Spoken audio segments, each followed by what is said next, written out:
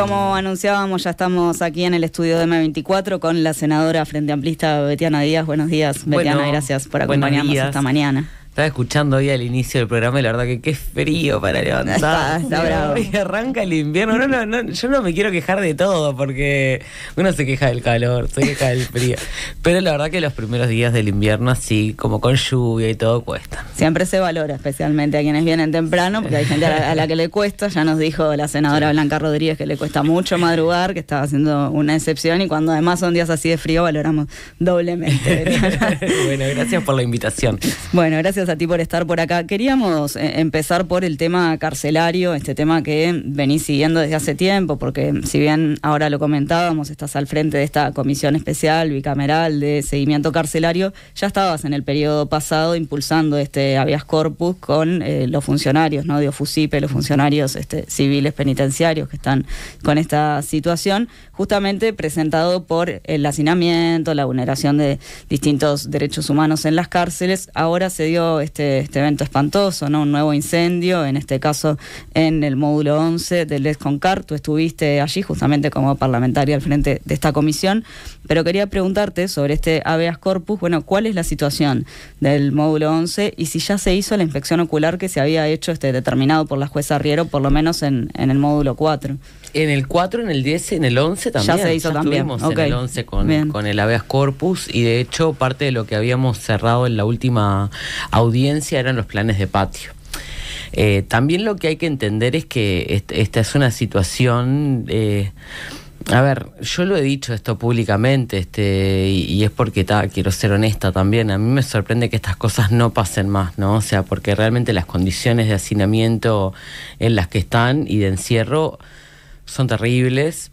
Venimos con el habeas corpus tratando de hacer las correcciones de las juntas extraordinarias de traslado, que de alguna manera, como que reordenan y reorganizan por perfiles a las personas.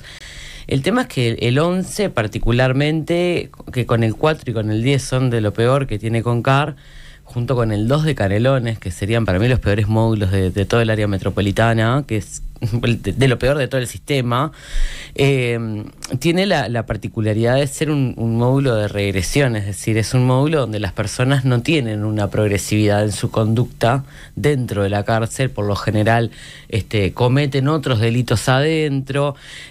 También hay situaciones muy particulares, por ejemplo hay algunas con protección judicial que tienen encierro de 24 horas.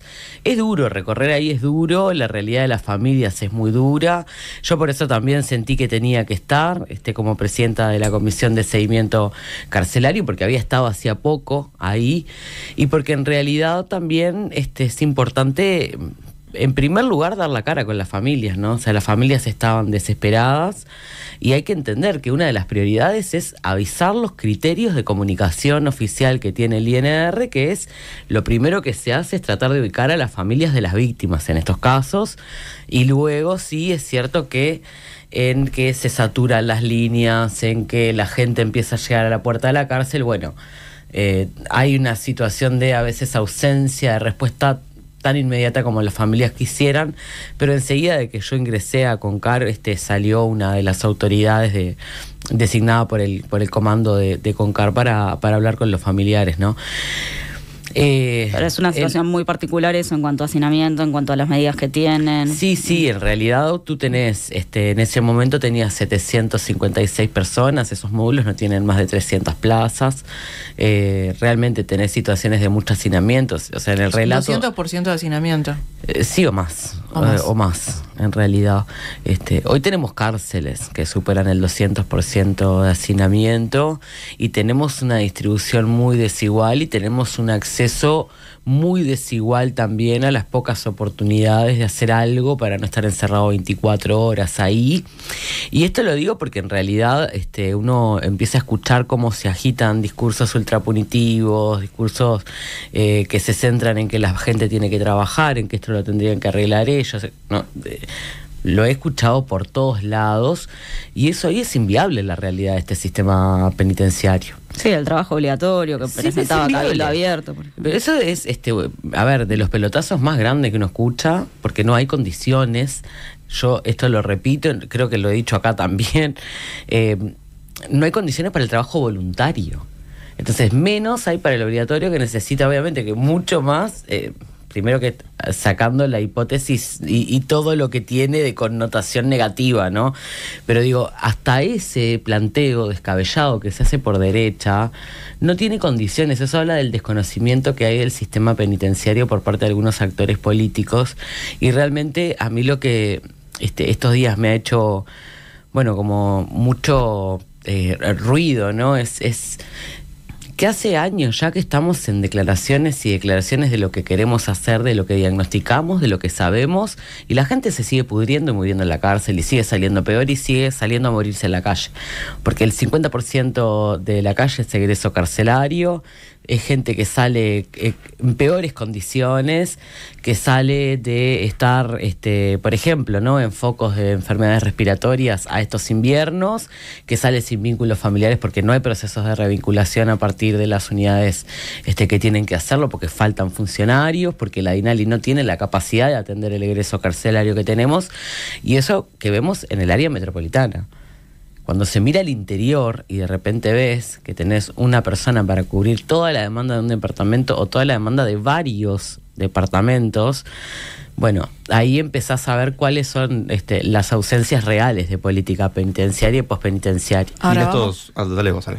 Perdón, vamos 4 meses, ¿no?, de este gobierno. ¿Y cómo se ha parado el gobierno frente a esta situación? Con el ministro Carlos Negro a la cabeza, con Ana Juanche al frente del Instituto Nacional de Rehabilitación.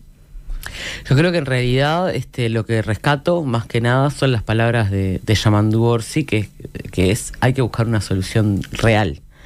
Y esto tiene que ver mucho con articular afuera.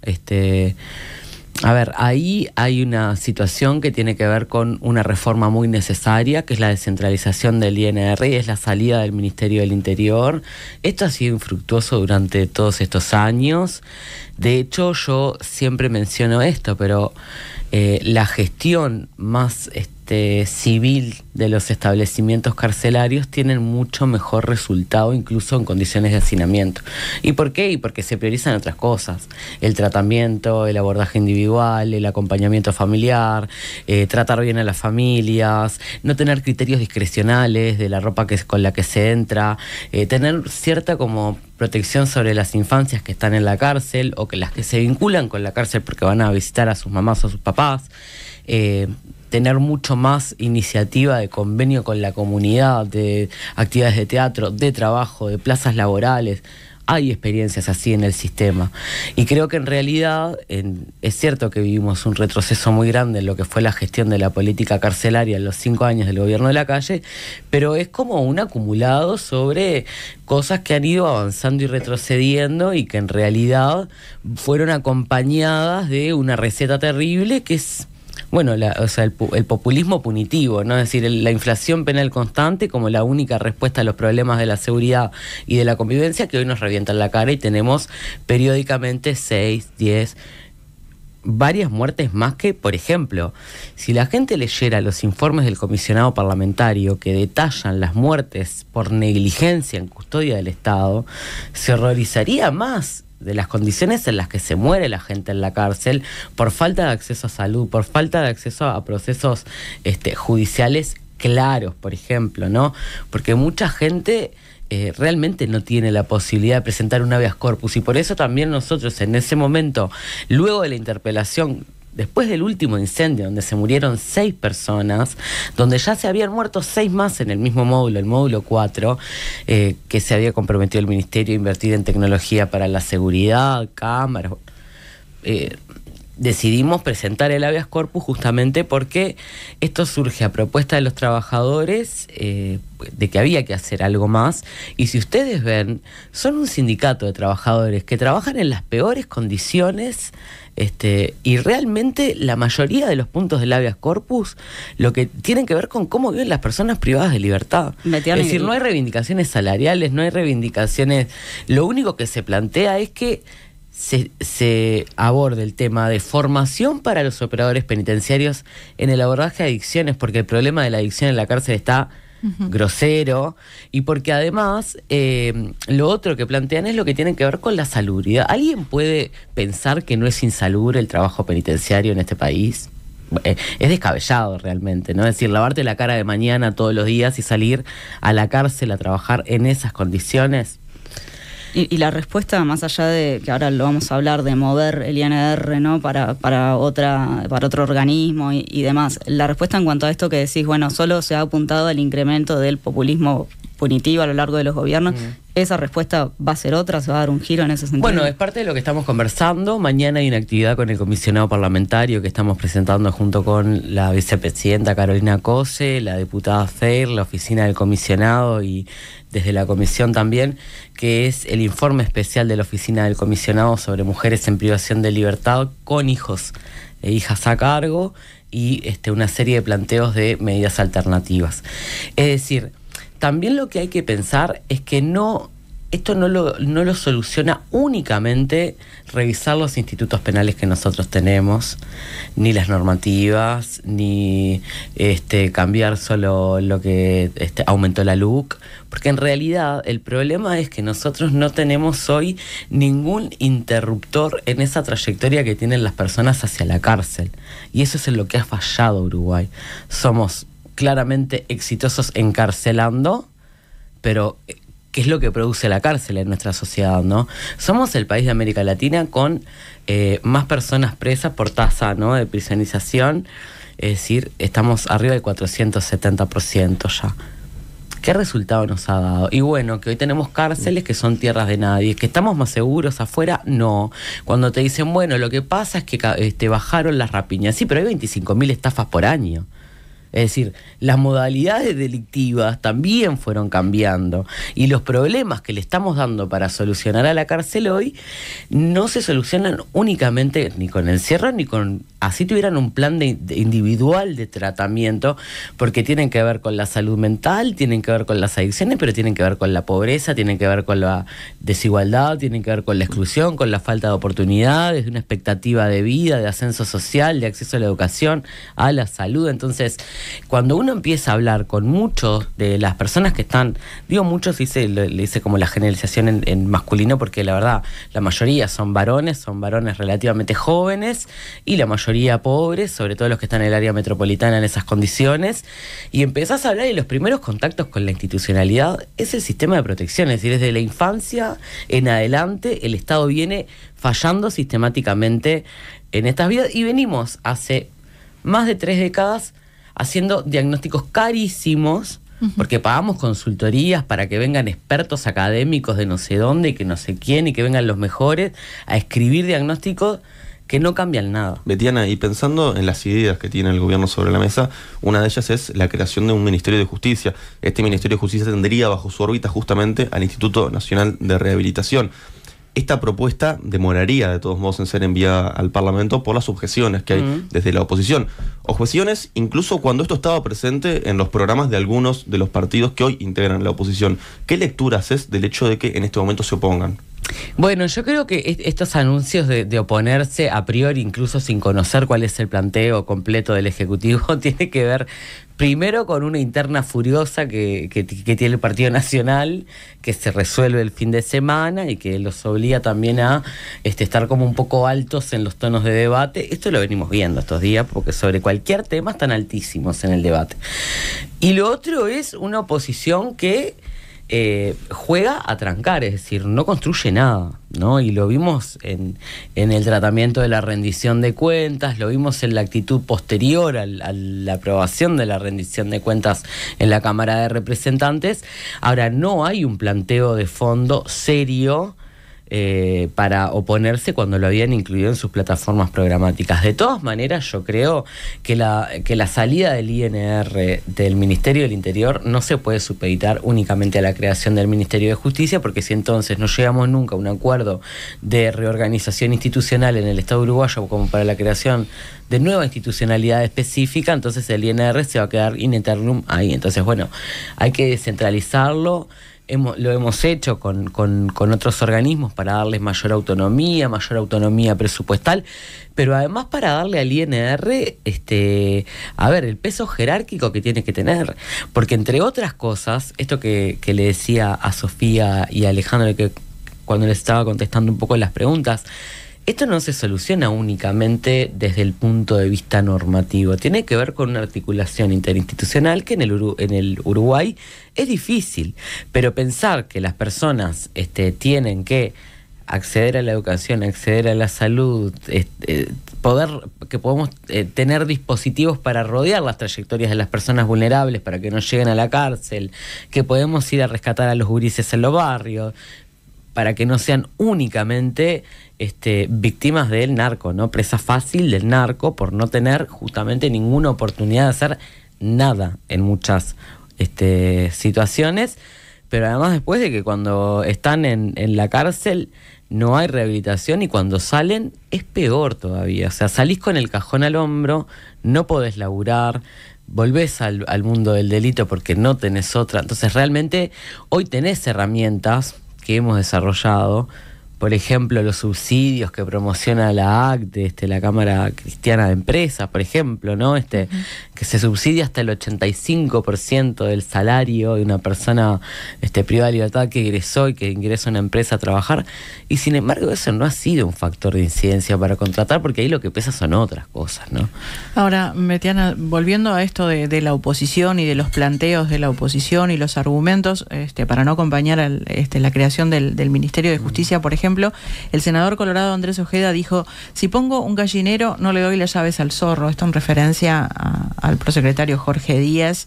Y después el senador nacionalista Javier García apuntó no solo a Díaz, sino a la totalidad del oficialismo, al decir: el gobierno del Frente Amplio, con los antecedentes que tiene en relación a la Fiscalía y Díaz, no da garantías de respetar la independencia del Poder Judicial y de todo el sistema de justicia.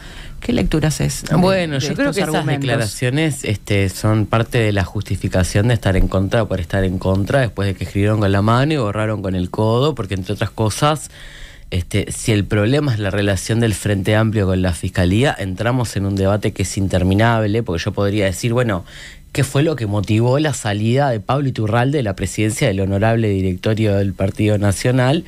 Que fue justamente unos chats hablando de la incidencia que tenían sobre una fiscal en un caso que involucraba a uno de sus senadores más destacados, ¿no? Que hoy está preso y que se le siguen imputando delitos, ¿no? Pero en realidad creo que caer en ese terreno vuelve a lo mismo, que es: estamos corriendo los límites sobre un debate que le deja campo fértil al lawfare. Y lo que nosotros estamos viendo en la región es que desacreditar a los actores del sistema de justicia, tanto las fiscalías como el Poder Judicial, terminan en ese tipo de procesos donde la Fiscalía o el Poder Judicial o los jueces o los funcionarios terminan quedando, primero, los buenos funcionarios rehenes de esto que es una situación de señalamiento permanente, y también me imagino yo que de una pésima condición en la que trabajar si estás todo el tiempo con alguien que te está respirando en la nuca, ¿no? ¿Y esperás que esto, pasadas estas elecciones del Partido Nacional, baje? ¿O crees que va a ser la tónica del Partido Nacional, el Partido Colorado? No lo sé, yo lo veo en relación mucho a esta interna, a esta cosa de posicionarse y de tener presencia mediática, ¿no?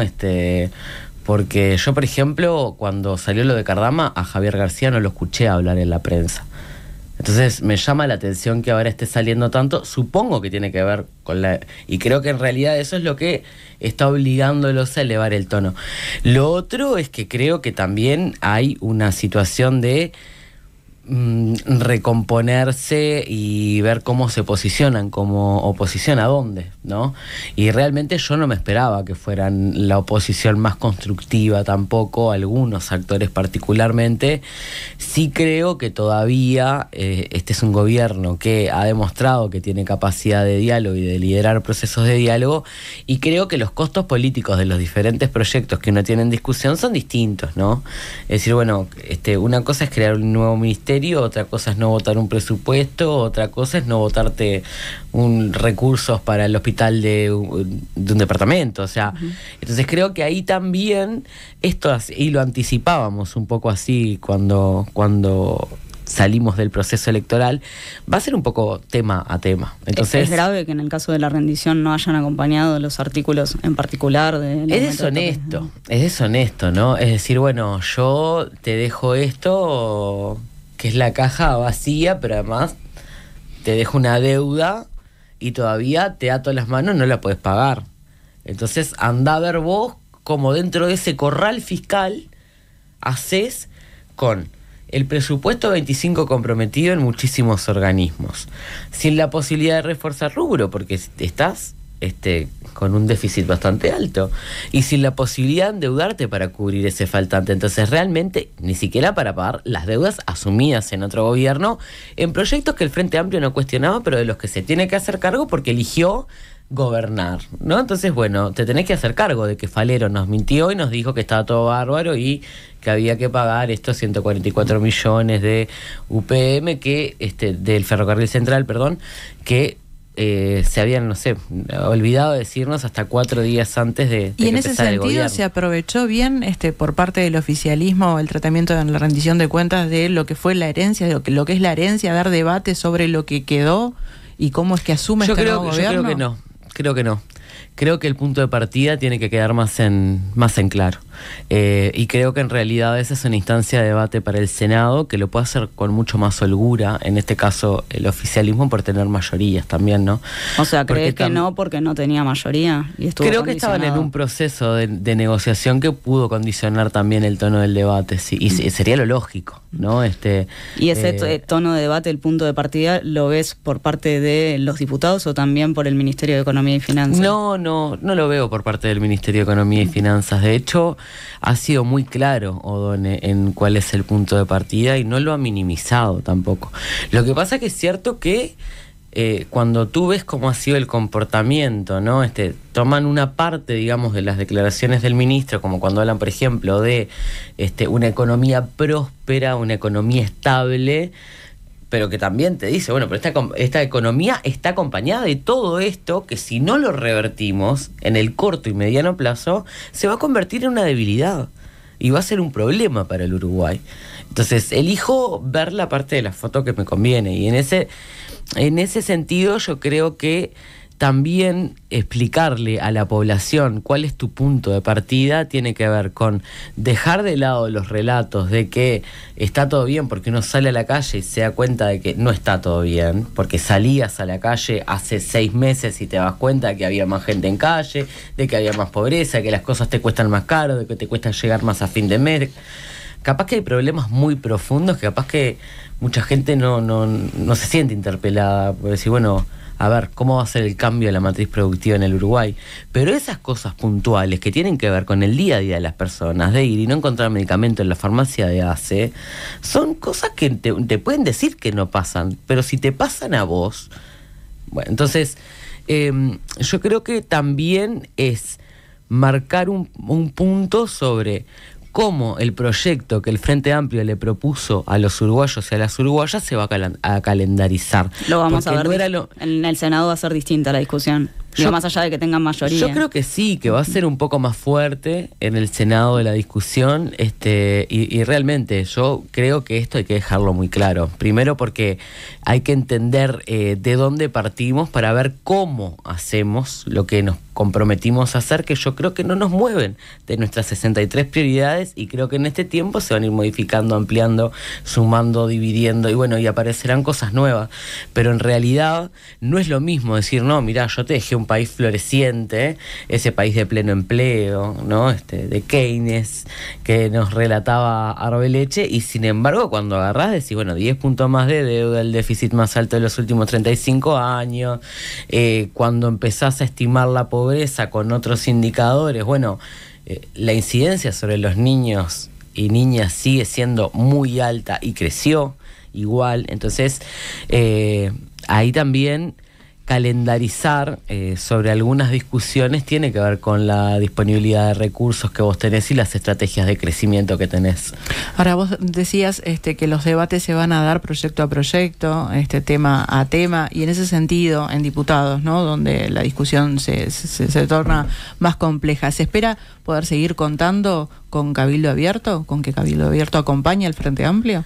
Yo creo que lo de Cabildo Abierto fue coyuntural, porque además yo lo escuché al diputado Perrone, con quien además compartí cámara, he compartido debates, hemos tenido debates muy duros, y hemos compartido Comisión de Hacienda y Presupuesto, ¿no?, durante 5 años en el mismo ámbito, y Comisión de Hacienda. Y creo que lo que decía era justo, es decir, bueno, nosotros nos tenemos que hacer cargo de todo.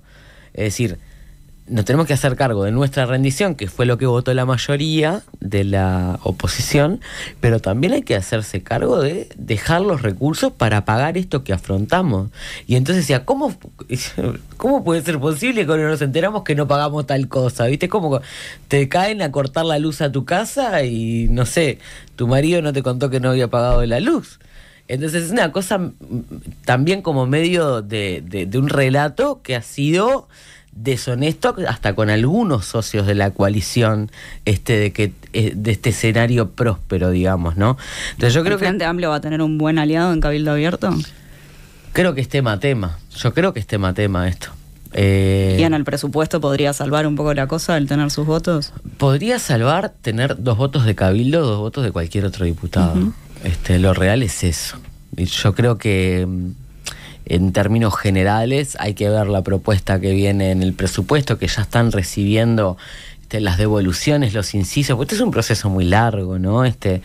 Pero acabamos de salir de la rendición, el presupuesto se presenta, tiene plazo constitucional hasta fines de agosto, es decir, que probablemente se empiece a tratar los primeros días de septiembre. Hay un tiempo, un periodo ahí donde el gobierno obviamente está construyendo una propuesta que hay que ver, que hay que administrar y que hay que negociar también, porque sabemos que esta situación de no tener mayoría en diputados es una situación que obliga al Parlamento a negociar en diputados. Vos decías, Betiana, esto es tema a tema, y pensando justamente en eso, el Senado va a votar el 30 de junio el proyecto de salvataje para la caja de profesionales. ¿Cómo se llega a esta instancia considerando que en diputados salió sin el aumento para pasivos y activos en el marco de la discusión sobre en quién debería recaer esto de mantener o salvar a la caja? Mira, si yo te diera una idea cerrada de lo que hay hoy adentro de la propuesta de caja profesional, te estaría mintiendo en la cara, porque realmente hoy está todo en discusión ese proyecto. Y yo creo que es parte de los aprendizajes que hace un Frente Amplio que se quedó sin mayoría en una Cámara y que durante 15 años cuando gobernó con mayorías. Entonces las negociaciones a veces pasan por incluir dentro de un acuerdo más general a tu opositor. En este caso no, en este caso era sacrificar fondos que después se tienen que recargar sobre todo el resto de la sociedad, y también algunas propuestas que, perforan, ¿no?, el proyecto que envía el Poder Ejecutivo, que los proyectos que envía el Poder Ejecutivo son perfectibles, todo. De hecho, los cambiamos bastante en el Parlamento.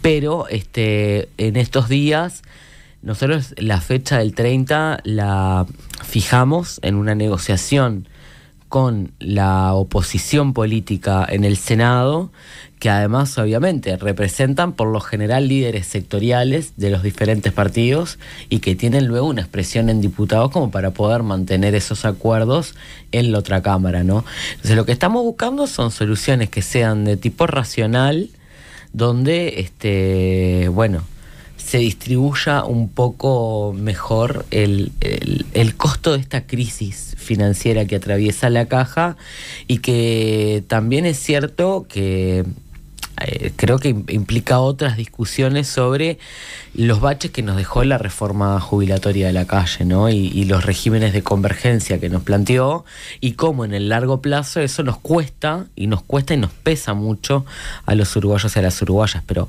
vamos a estar conociendo probablemente, ya te digo, días antes del 30, lo que se pueda cerrar. Hay una muy buena disposición del Poder Ejecutivo. El ministro Done estuvo reunido con la bancada del Partido Nacional, que es la bancada que tenía más interés en plantear algunos intercambios. Informalmente han circulado algunas propuestas, pero no hay nada cerrado, y la idea es el 30, justamente porque la Caja está en una situación financiera muy difícil y lo que necesita, y esto es lo que se nos ha trasladado como con mucha preocupación, son créditos vigentes al mes de junio para poder afrontar los meses siguientes. Esto tiene que ver con cuestiones casi que administrativas también, con cómo se liberan los fondos de asistencia, y entonces necesitamos también, bueno, el 30 es el último día de junio, tiene que tener un trámite casi que express entre el Senado y diputados, ¿no? Es decir, no puede esperar un día más. Este debate por la Caja Profesional ha sido bastante complejo, ¿no? Algo que parecía que era bastante fácil de resolver, sin embargo, no lo fue así. Tomando en cuenta esto y tomando en cuenta estos primeros 4 meses de gobierno, ¿cómo visualizas que va a ser de aquí en más el periodo en cuanto a negociaciones? Bueno, yo creo que acá se hace camino al andar, digamos, como dice la canción. Creo que en realidad también hay un reconocimiento de qué rol juega cada uno en esta oposición, porque son varias oposiciones, no es una cosa homogénea, y eso se comprueba día a día. No es lo mismo una oposición conformada por el Partido Colorado, por Cabildo, o las posiciones que tiene el Partido Colorado, Cabildo Abierto. Incluso nosotros ahora con esto de la Caja, Alejandra, mirá el problema que teníamos los últimos días, antes de cerrar, que postergábamos hasta el 30, porque empezamos a entrar de cuarto intermedio en cuarto intermedio en cuarto intermedio, y dijimos, bueno, ya está. Era que no teníamos un interlocutor por partido en el Senado. En el Senado uno no teníamos, así teníamos varios interlocutores por partido, y eso obviamente dificulta. Ya lo tenemos mucho más identificado, esta situación ya está mucho mejor caracterizada. Creo que llegamos a tiempo para algunos proyectos que son importantes y cruciales para la vida del país, como es la discusión del presupuesto nacional, como era esta discusión, por ejemplo, de la rendición de cuentas, donde se incluye el aumento del tope de deuda. Entonces, realmente creo que el Frente Amplio está dando pasos seguros sobre la base de ese esquema de negociación que se ha planteado.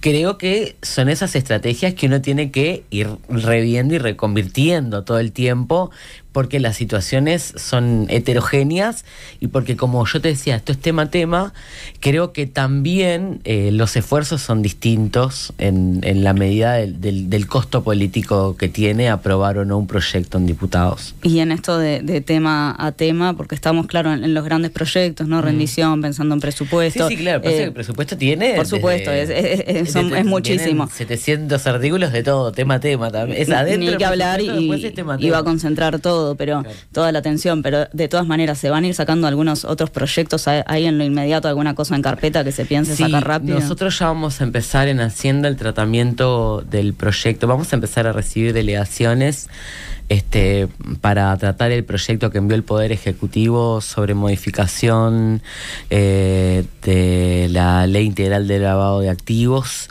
Y también de algunos artículos del Código Penal que vienen en el mismo proyecto, que todavía esta semana, que cuando retome la comisión, vamos a empezar a recibir a los diferentes organismos. Va a venir también el prosecretario de la Presidencia, porque este proyecto de alguna manera tiene mucho que ver con la estrategia del combate al lavado de activos y al crimen organizado. Yo creo que esto no se puede pensar en lógicas separadas, ¿no? Es decir, perseguir el lavado también es perseguir el crimen organizado. Y entonces la comparecencia va a ser en julio, pero ya vamos a tener más insumos de la CENACLAF, la Unidad de Informes y Análisis Financiero del Banco Central, la Superintendencia de Servicios Financieros. Queremos consultar al Colegio de Abogados, a la Asociación de Escribanos del Uruguay, porque cada vez que se modifica esta normativa, obviamente que a los sujetos obligados también se le generan dinámicas nuevas de trabajo, y esto hay que acompañarlo de alguna forma, y creo que el Parlamento tiene ese espacio, digamos, de lobby institucionalizado, por decirlo de alguna manera, para poder también sostener este diálogo que a veces cuando se corta genera malestar. Entonces, en la antesala de tratamientos de proyectos de este estilo, por lo pronto yo desde la presidencia de la Comisión de Hacienda decidí convocar a todos aquellos que quieran participar de esta discusión. Senadora Frente Amplista Betiana Díaz, muchísimas gracias por acompañarnos esta mañana. Bueno, muchas gracias a ustedes. Nada que perder.